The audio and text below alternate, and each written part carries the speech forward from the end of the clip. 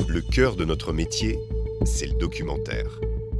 Pour retrouver toutes nos productions et accéder à nos contenus exclusifs, téléchargez d'urgence l'application Omerta.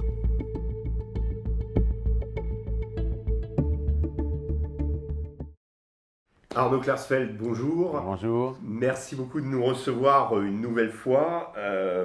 Aujourd'hui, c'est à l'avocat que je m'adresse, plutôt celui qui a été avocat au barreau de New York et de Los Angeles, puisque nous allons parler des élections américaines. Alors, ces élections, elles nous tiennent en haleine, elles nous ont empêché de prendre des vacances cet été, pour moi journaliste et pour pas mal d'autres, grâce à des rebondissements qui ont eu lieu à un rythme absolument effréné. Débat Trump-Biden, vous vous en souvenez, en juin, calamiteux pour Joe Biden. 18 juillet, tentative d'assassinat de Donald Trump. Alors là, on renoue avec l'histoire des présidents, des tentatives d'assassinat et des présidents assassinés. Donc toute l'Amérique est en ébullition. Une semaine plus tard, quasiment à heure pour heure, annonce du retrait de Biden. Et ensuite, en août, la nomination de Kamala Harris. Alors, j'arriverai sur le dernier épisode, mais je voulais savoir comment vous la sentez, cette élection. Alors, on dit toujours que les élections américaines, c'est une élection historique à chaque fois. Est-ce que celle-ci, elle est particulière pour vous ? Je ne peux pas savoir quel sera l'avenir. En tous les cas, je peux vous dire pour qui je suis. Je suis pour Trump parce que je pense qu'il est un président soucieux de la paix mondiale et qu'il recherchera un apaisement dans le conflit en Ukraine. C'est la première chose. Je suis aussi pour Trump parce que je crois qu'il comprend la menace de l'islamisme radical et il se battra contre l'islamisme radical qui est un danger pour le monde occidental. Et je suis aussi pour Trump parce que il ne laissera pas l'Iran acquérir une bombe nucléaire, ce qui est un danger pour le monde occidental, pour le Moyen-Orient et surtout pour Israël, parce que je pense que l'Iran fera tomber cette bombe sur Israël si l'Iran acquiert la bombe. Donc voilà les raisons essentielles pour lesquelles je suis pour Trump. Après, tout ce qui est social, je ne pense pas qu'un président, même américain, puisse changer, que ce soit sur l'abortion, sur le droit des homosexuels, des lesbiennes, des gens transgenres. Il ne peut pas changer grand-chose. C'est bon, le continuum de la société, des évolutions sociétales qui s'imposent d'elles-mêmes. Voilà, après, il peut dire que dans l'armée, il ne faut pas de personnes transgenres ou que les personnes transgenres ne doivent pas faire de propagande dans l'armée. Bon, ça s'arrête là. Il ne peut pas changer les choses ou être, disons, sectaire sur les questions sociétales. Donc, même si je ne suis pas d'accord avec tout, je ne pense pas qu'il peut faire beaucoup de mal. Et les raisons pour lesquelles je le soutiens sont beaucoup plus fortes à mes yeux. Vous avez évoqué la guerre en Ukraine. On dit souvent que lui-même prétend qu'il est capable d'arrêter la guerre en Ukraine en 24 heures chrono. On dit aussi que c'est plutôt Poutine qui le manipule plutôt que lui qui a un ascendant sur Poutine. Qu'est-ce que vous en pensez ? Ça, je ne peux pas savoir. Je ne crois pas qu'elle soit manipulée par Poutine, puisque les sanctions contre la Russie ont été relativement fortes. À ce que j'ai lu sous son mandat, c'est Biden qui a mis en place ou qui a autorisé Nord Stream 2 ou 1, je ne me rappelle plus, et alors qu'il était interdit sous Trump, où Trump n'avait pas donné l'accord. Reconstruction voilà, du deuxième pipeline. Voilà, donc si Poutine avait eu des billes contre Trump, il les aurait sorties à ce moment-là. Bon, je ne crois pas que Trump soit manipulé par Poutine. Je crois qu'il veut s'entendre avec la Russie, ce qui est une bonne chose pour le monde occidental, parce que pousser la Russie dans les bras de la Chine, c'est quelque chose de dangereux, alors qu'un conflit se prépare avec la Chine. Sinon un conflit, du moins une opposition relativement ferme entre la Chine et le monde occidental. Alors cette opposition ferme vis-à-vis de la Chine, c'est quand même, il faut le reconnaître, Donald Trump qui a le premier tiré la sonnette d'alarme sur des pratiques commerciales, des taxations déloyales qui existaient dans un sens et pas dans l'autre. Vous l'avez dit, Donald Trump a été un président anti-guerre. Là, on sent que, à la fois sur Taïwan, bon, c'est encore un peu lointain, mais on sent que sur la guerre en Ukraine, progressivement, on voit toutes les lignes rouges être franchies. Et vous pensez vraiment que Trump a les moyens d'arrêter ça, enfin Oui, d'arrêter cette escalade? il trouvera un moyen pour s'entendre en laissant l'Ukraine, en gros, dans la zone d'influence russe, tout en étant sous les lois occidentales, mais en tous les cas empêchant l'Ukraine de rentrer dans l'OTAN, ce qui serait un casus belli, ce qui provoquerait la guerre à long terme, ou à court terme même, ou à moyen terme, je ne sais pas les termes, mais avec l'OTAN, l'Europe serait la première victime d'une guerre entre la Russie et l'Occident, et non pas les États-Unis. Et je pense réellement que une partie du Parti démocrate cherche le conflit, et même si Robert Kennedy est On va en kind parler. of weird sous certains aspects, bon, il le dit lui-même que le Parti démocrate est un parti pro-guerre. Il n'a peut-être pas totalement raison, mais il n'a certainement pas tout à fait tort. Eisenhower, qui était un président républicain, avait mis en garde contre le complexe militaro-industriel lors de son discours d'adieu. Ce complexe militaro-industriel existe. Il soutient une partie de l'économie américaine en ce moment qui n'est pas si mauvaise. Trump a tort de dire que l'économie Mhm. est dans la poubelle. Elle n'est pas tout à fait dans la poubelle, même si l'inflation sur les groceries, sur les produits alimentaires, a connu un certain regain, mais l'économie américaine, en gros, celle qui finance les gens aisés, fonctionne. Alors, vous avez évoqué Robert Kennedy Jr., je voulais Weird Guy, vous avez dit, moi je l'ai rencontré à New York, effectivement il avait des côtés atypiques, on dira. Simplement, un Kennedy qui rejoint Donald Trump et les républicains, c'est inédit, c'est un séisme pour les États-Unis. Comment faut-il interpréter ce ralliement et que faut-il en penser? Enfin, les Kennedy de 1960 seraient républicains aujourd'hui, hein. C'est quand même c'était une des familles les plus riches des États-Unis. Ils ont lutté pour l'abolition de la ségrégation dans les États du Sud, avec Johnson par la suite.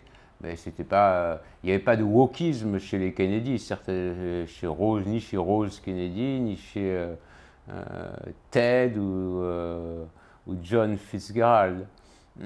Aujourd'hui, le Parti démocrate est gangréné, selon moi, par une partie du parti qui est wokiste, et cela dérange une grande partie des Américains. On verra si ça dérange suffisamment d'Américains pour que Trump soit élu, ou que finalement ça rentre dans les mœurs. Quant à Robert Kennedy, celui d'aujourd'hui, sa voix ne le sert pas tellement, parce que très, Oui. très rapidement on arrête d'écouter, mais il ne dit pas que des bêtises.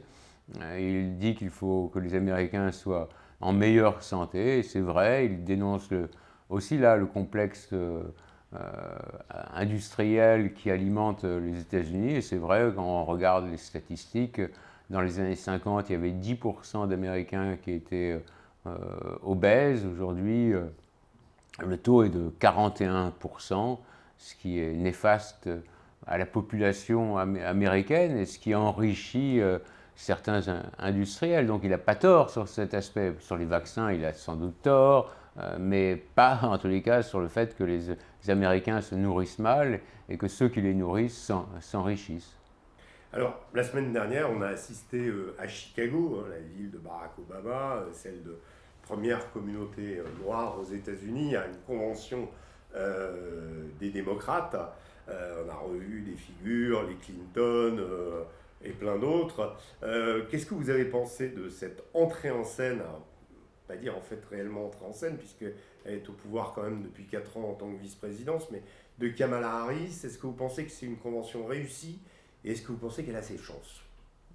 Je ne suis pas un expert des conventions démocrates, mais le spectacle était au rendez-vous, elle présente bien, elle ressemble à une présidente américaine dans les séries Netflix, elle articule bien, contrairement à Biden, elle ne bégaye pas, donc quand elle lit le téléprompteur, tout se passe très bien. Maintenant, est-ce qu'elle pourra répondre aux journalistes? Non pas. Hein. Est-ce qu'elle aura la capacité? J'en doute pas. Elle a été district attorney de San Francisco et même de Californie, donc elle est sénatrice, donc elle a dû faire au moins 4 ou 5 discours par semaine et répondre à des questions, donc elle aura la vivacité, mais est-ce qu'elle aura le fond, c'est-à-dire est-ce qu'elle saura dans quel chemin conduire l'Amérique à la fois d'un point de vue de la société et d'un point de vue économique, on verra bien. En tous les cas, même à gauche, certains s'en inquiètent, puisque j'ai vu que dans le Washington Post, certains considéraient que ces propositions économiques étaient des gadgets populistes, c'était le terme employé, gadgets populistes. Donc il faudra qu'elle s'affirme, peut-être qu'elle s'affirmera, je ne le sais pas, mais il faudra qu'elle se dégage aussi de cette aile du Parti démocrate qui est wokiste. Elle est woke ou pas, Kamala? J'imagine dans sa vie quotidienne, elle n'est pas woke tellement. Elle est mariée à un juif qui doit être dans les affaires, avocat. Un avocat dans les affaires, il doit être. Le plus gros cabinet des États-Unis. Ah oui. Non, mais oui. Okay. Il doit être associé dans. Bon, voilà. Donc il n'est pas woke dans sa vie quotidienne. Hein. Ouais. Ça, certainement pas. Mais si elle veut être élue, elle doit composer avec une aile qui est wokiste, qui est anti-Israël, et ça m'inquiète personnellement. Donc je suis partial aussi, alors que Trump défend bec et ongle le droit à exister d'Israël. Moi, je considère que c'est un atout pour l'Occident et que si l'Israël tombe ou si Israël s'affaiblit, l'Occident s'affaiblit autant parce que l'islam radical considérera que c'est une victoire pour eux et l'Occident sera affaibli.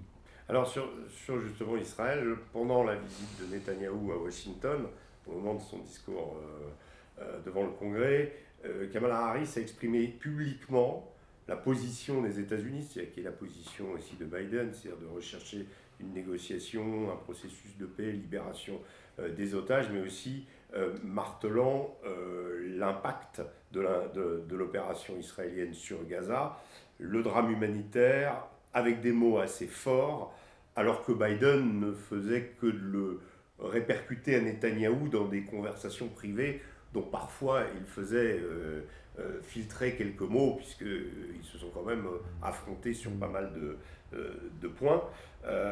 Est-ce que ça veut dire qu'elle sera plus pro-palestinienne? Oui,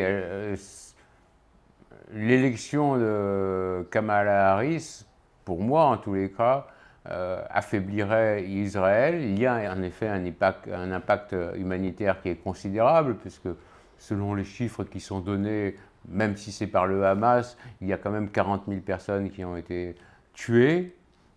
Il doit y en avoir beaucoup plus qui ont été blessés, donc c'est une guerre qui est en effet très, très dure.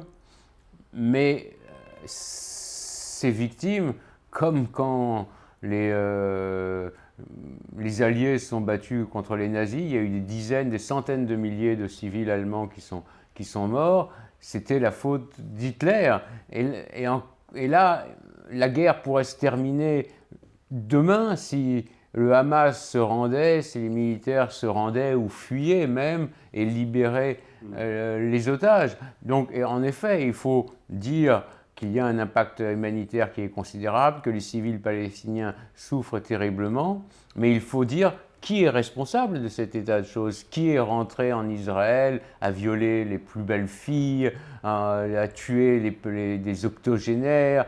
C'est un impact considérable sur la population israélienne, alors que le Gaza, c'est à quelques centaines de mètres, et que les kibboutz sont à la frontière, qu'il faut qu'il faut que toute la population s'en aille vers le nord, que la population du nord s'en aille vers le centre. Ça désorganise l'économie israélienne. Il faut que des centaines de milliers de personnes soient mobilisées.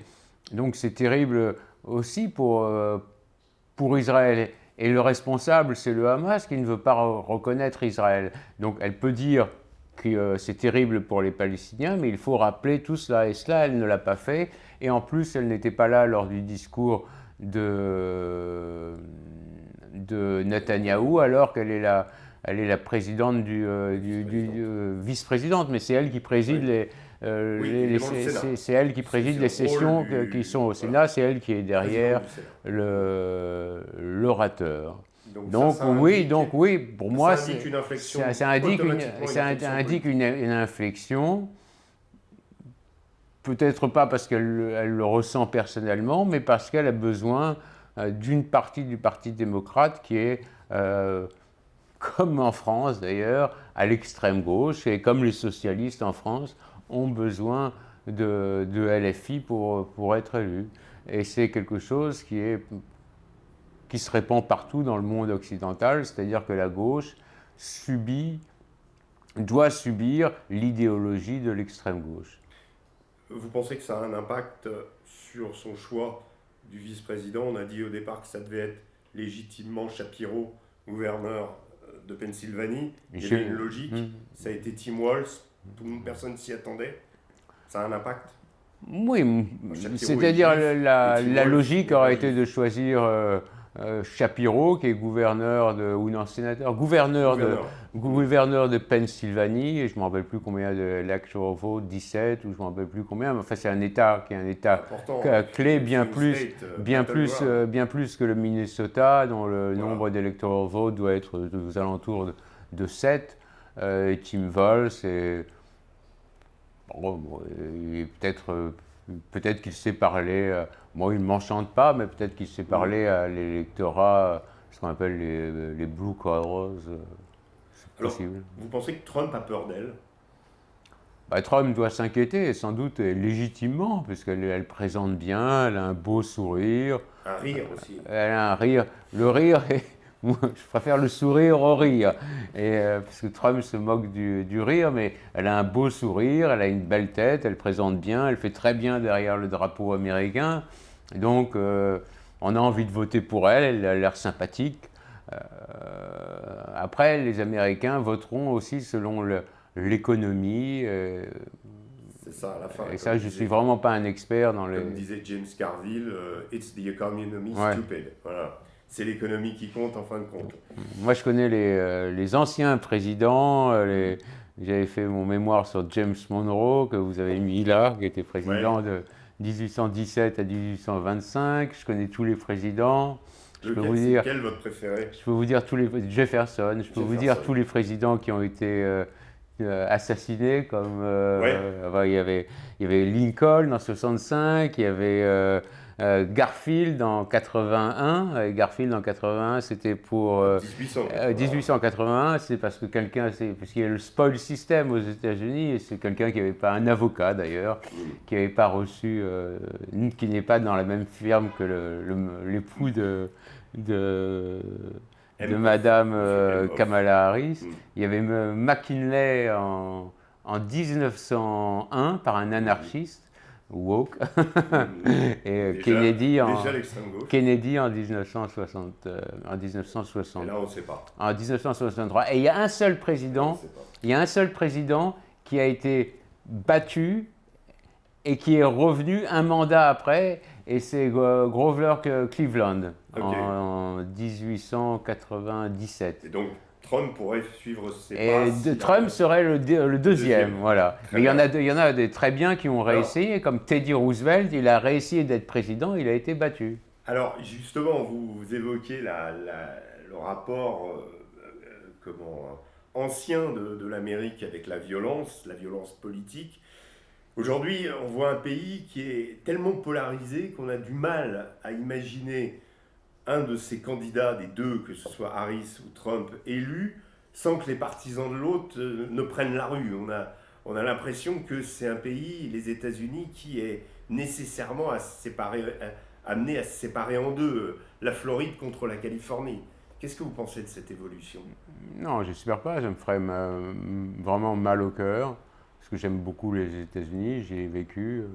Racontez-nous un petit J'ai peu. pleuré quand il y avait les photos à Abu Ghraib, quand les Américains maltraitaient les prisonniers, ça m'a fait beaucoup de peine pour les États-Unis.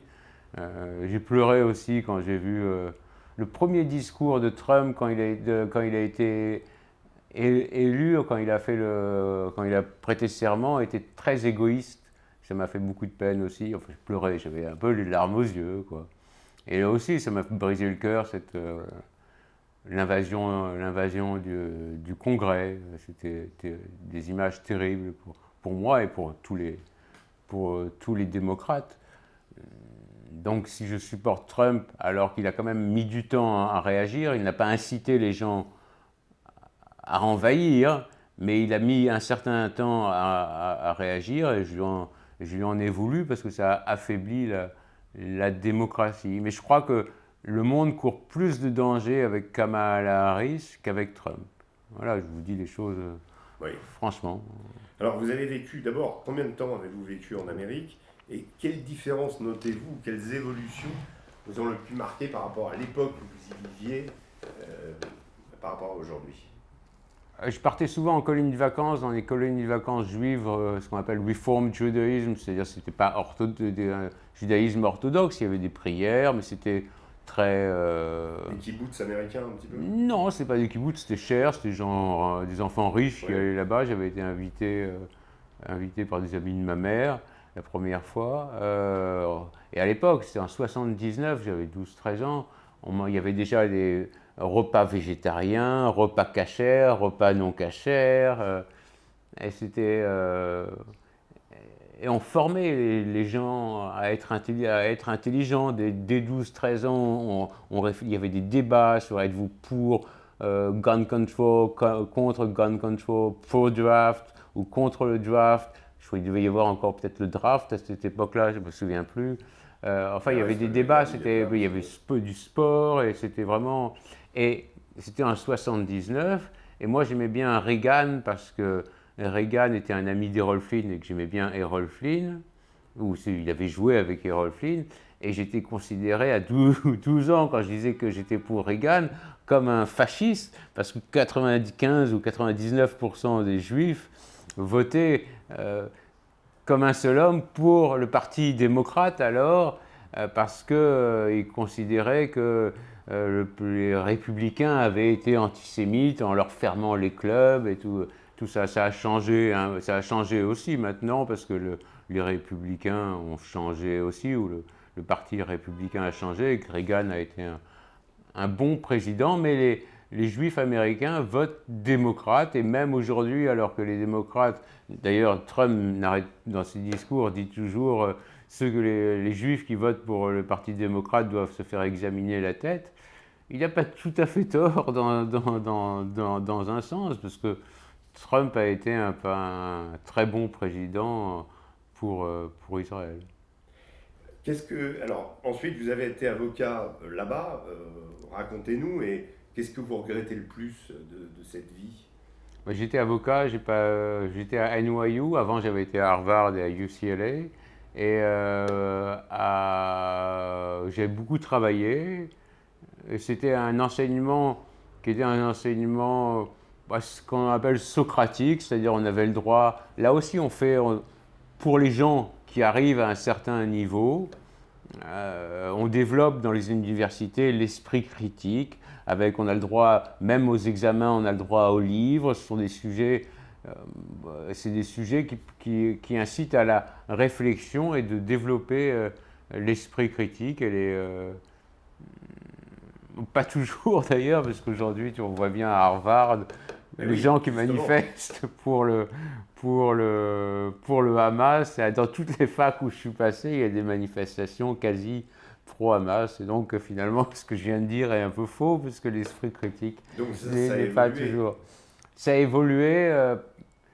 Oui, j'aurais jamais pu imaginer jamais j'aurais pu imaginer ce qui se passe actuellement 40 ans ou 30 ans de distance.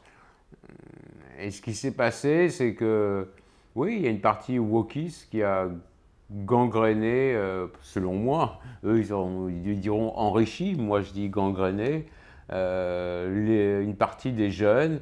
Et il faut dire aussi que quand on regarde, j'incite les gens qui nous écoutent à regarder les contributions des pays comme le Qatar ou l'Arabie Saoudite, je crois que ce sont des milliards de dollars qu'ils ont donnés dans les 20 dernières années aux universités de l'Ivy League, et que ça a joué aussi. Et il y a 20 ans, j'avais dit au président du Congrès juif mondial, qui était à l'époque Bronfman, qu'il fallait investir, puisque j'avais donné des conférences sur le conflit israélo-palestinien dans des universités au Canada, et dans le Michigan, et dans l'Ohio, et j'avais vu cette montée des groupes pro-palestiniens, et j'avais dit qu'il fallait investir massivement pour contrer cette propagande. Mais cette propagande, je crois qu'elle ne vient que d'un petit pourcentage, comme en France à Sciences Po, et c'est ce petit pourcentage qui est mobilisé et convaincu et courageux de venir et tout ça, de manifester, qui occupe les lieux, et la vaste majorité ne fait rien. Alors, sur justement ces mouvements pro-palestiniens aux États-Unis, sur les campus universitaires, il y en avait certains qui ont manifesté devant la convention des démocrates à Chicago, en rappelant, en se voulant eux-mêmes être l'écho d'une autre convention démocrate qui avait eu lieu en 68, au moment des droits civiques, au moment du Vietnam, et en considérant qu'aujourd'hui le Vietnam, le nouveau Vietnam, c'est Gaza. C'est-à-dire une guerre injuste, menée à l'autre bout du monde, mais qui a un impact sur l'humanité. C'est ce qu'ils pensent eux. Est-ce que vous pensez aujourd'hui que c'est pas simplement, d'ailleurs le slogan From the River to the Sea remonte au mouvement antisioniste américain des années 70-80, donc c'est pas nouveau non plus, mais il y a quand même cette résonance, et ça marche puisque c'est pas un ou deux campus, c'est pas que Columbia ou que Sciences Po. Chez nous, on a été relativement épargnés, mais aux États-Unis ça a été massif quand même. Oui. Sur le Vietnam est d'abord se déroulait à 10 000 km des États-Unis. Bon, le conflit entre Israël et le Hamas, c'est à quelques centaines de mètres. Donc c'est une guerre pour Israël qui est existentielle. Ah oui, bien sûr. Pour les États-Unis, elle n'était pas existentielle. Maintenant, est-ce qu'elle était juste, cette guerre, ou est-ce qu'elle n'était pas juste? C'est difficile de dire, parce qu'il fallait lutter contre la propagation du communisme. Et donc, si on considérait qu'il fallait le faire de manière stratégique, peut-être qu'il fallait alors faire cette guerre et affaiblir dans la durée l'Union soviétique. L'Union soviétique est tombée quand même 20 ans après, et que cette guerre l'a affaiblie. Comme Reagan, qui a commencé la course aux armements, a aussi ruiné l'Union soviétique et l'Afghanistan, et qu'on se porte quand même mieux sans le danger d'un communisme qui se répand un peu partout. C'est une idéologie mondialisée comme l'est l'islam radical. J'ai pas réussi à me faire une opinion sur le Vietnam réellement. J'ai réfléchi, j'ai écouté quelques documentaires sur PBS. Vous avez 6 heures ou 7 heures que j'ai écouté plusieurs fois. Mais j'arrive pas à me faire. Est-ce que la guerre était quand même une guerre qui a coûté des centaines de milliers de victimes civiles aussi. Il faut le rappeler, que Vietnamiens, Cambodgiens aussi. Mais c'est une guerre qui a été débutée par les démocrates. C'est vrai, voilà. Exactement. Il faut le rappeler aussi. Mais ce qui est quand même intéressant, enfin, ce qui est quand même surprenant peut-être cette fois-ci, c'est que le conflit palestinien qu'on pensait vraiment enterré avant le 7 octobre, prend part à la campagne américaine, c'est-à-dire un conflit international qui n'implique pas les États-Unis, puisqu'il n'y a pas de soldats américains sur le sol qui combattraient avec Israël, même s'ils sont alliés. Donc il n'y a pas de morts américains. Néanmoins, ça a un impact. Une partie de cette jeunesse, d'ailleurs, qui avait voté Biden, risque de s'abstenir. C'est aussi pour ça peut-être que Kamala Harris et que Joe Biden, dans son discours, s'est adressé aux manifestants qui étaient dehors en disant que sur la question humanitaire à Gaza, ils avaient raison. C'est très étonnant, non, de voir ça. Bah parce qu'il y a des gens qui sont là pour manifester. S'ils n'étaient pas là pour manifester... Oui, mais sur une thématique qui dépasse les États-Unis. Oui, mais il y a des minorités aussi aux États-Unis qui essayent de s'affirmer et de prendre le pouvoir, je pense. Quand on voit, dernière question Arnaud, quand on voit les États-Unis, l'état des États-Unis aujourd'hui, est-ce que vous pensez que ce pays a encore un potentiel pour faire rêver le monde, comme quand vous et moi... Oui, il se renouvelle. Vous pensez ? C'est un pays avec une élite formidable, avec des universités les meilleures du monde, qui développe l'esprit critique, qui est innovateur, qui se renouvelle dans les arts, dans l'industrie, Internet. Et les Juifs jouent une grande part aussi. Et les Juifs ont joué un rôle très important dans l'essor des États-Unis dans tous les domaines. Le cinéma, la plupart des producteurs étaient juifs, le sont encore aujourd'hui, les industriels, Internet. Donc les Juifs ont joué un rôle considérable dans les États-Unis. C'est pour ça qu'il y a une, disons,